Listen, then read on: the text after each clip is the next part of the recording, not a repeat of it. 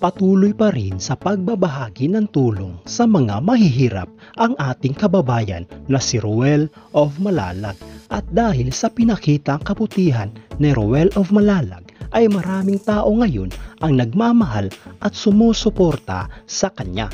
Dito nga sa kanyang subscriber sa YouTube ay meron na siyang 323,000 subscribers. Sana mga idol, hindi tayo magsasawa na suportahan palagi ang ating kababayan na si Roel of Malalag. Hindi lamang kay Roel, pati na rin sa lahat ng charity vloggers dito sa ating bansang Pilipinas. So yun mga idol, sa video na ito ay pag-uusapan po natin at aalamin kung magkano na nga ba ang latest estimated YouTube salary ng ating kababayan na si Roel of Malalag. Gamit ang isang public website na Social Blade ay ating malalaman at makikita ang latest estimated YouTube salary ng ating kababayan na si Roel of Malalag. At lagi kong sinasabi mga idol na ang Social Blade ay isang public website na kung saan kahit sino ay pwedeng tumingin sa analytics at estimated earnings ng isang YouTuber or influencer. So yun mga idol, ito na ang Social Blade channel ng ating idol na si Roel of Malalag. Makikita natin dito mga idol ang status ng kanyang YouTube channel at ang kanyang latest estimated salary sa YouTube. So yun mga idol, dito sa kanyang uploads ay nasa 1,575 na. Subscribers naman ay nasa 323,000. Video views naman ay nasa 69,740,745. Country ay Philippines, channel type ay people, at user created noong November 5, 2016. At dito naman sa baba mga idol, ang total grade niya ay nasa letter B. Social Blade rank ay pang 82,354. Subscriber rank ay pang 1,970. Video views rank ay pang 193,149. Country rank ay pang 693. At sa education rank ay pang 1,468. So yun mga idol, dito naman sa subscribers ng ating idol na si Roel of Malalag, for the last 30 days ay merong pumasok na 11,000 subscribers. At dito naman sa kanyang video views for the last 30 days mga idol ay merong pumasok na 5,509,000 views. Bumaba ang kanyang views percentage mga idol sa 10.4%. So yun mga idol, dito naman tayo sa YouTube stats summary ng ating idol na si Roel of Malalag noong October 29, 2023 hanggang November 11, 2023. Makikita natin dito mga idol ang nadagdag na subscribers, nadagdag na video views at ang YouTube estimated earnings niya sa bawat araw. Pero mga idol, ang titingnan natin dito ay ang daily average at weekly average.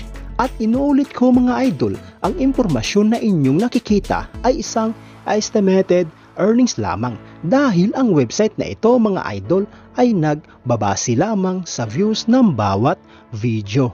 So yun mga idol, umpisahan natin dito sa daily average. Dito sa kanyang subscribers mga idol, sa loob ng isang araw ay merong pumasok na 367 subscribers.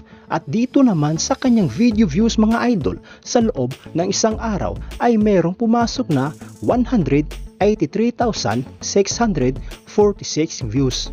At dito naman sa kanyang estimated earnings mga idol, sa loob ng isang araw, simula dito sa lowest ay merong pumasok na $46 hanggang sa highest na umabot ng $735.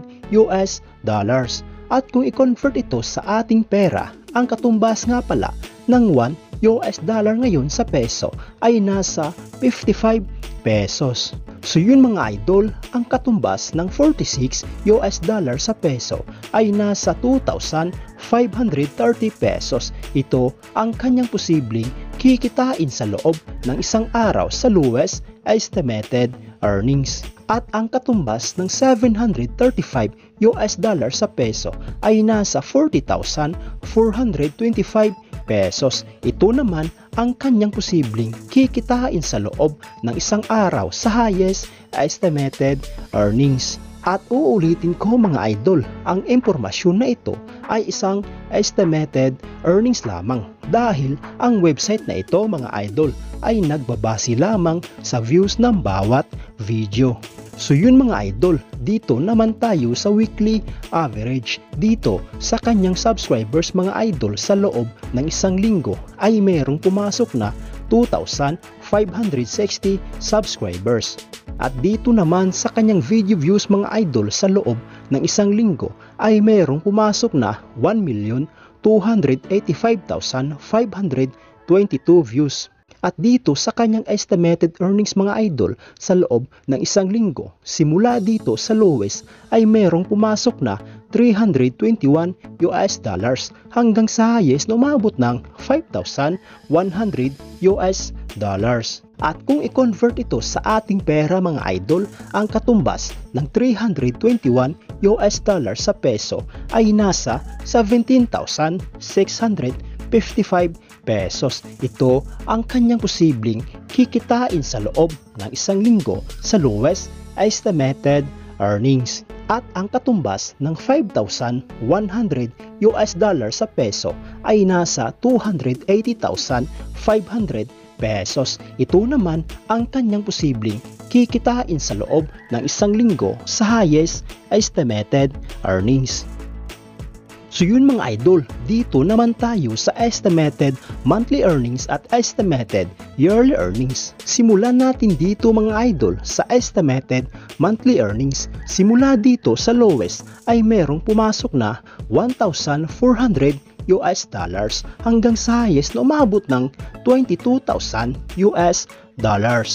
At kung i-convert ito sa ating pera mga idol, ang $1,400 sa peso ay nasa 77,000 pesos. Ito ang kanyang posibleng kikitain sa loob ng isang buwan sa lowest estimated earnings. At ang $22,000 naman sa peso ay nasa 1,210,000 pesos. Ito naman ang kanyang posibleng kikitain sa loob ng isang buwan sa highest estimated earnings. So yun mga idol, dito naman tayo sa estimated yearly earnings. Simula dito sa lowest na merong pumasok na $16,500 hanggang sa highest na umabot ng $264,500.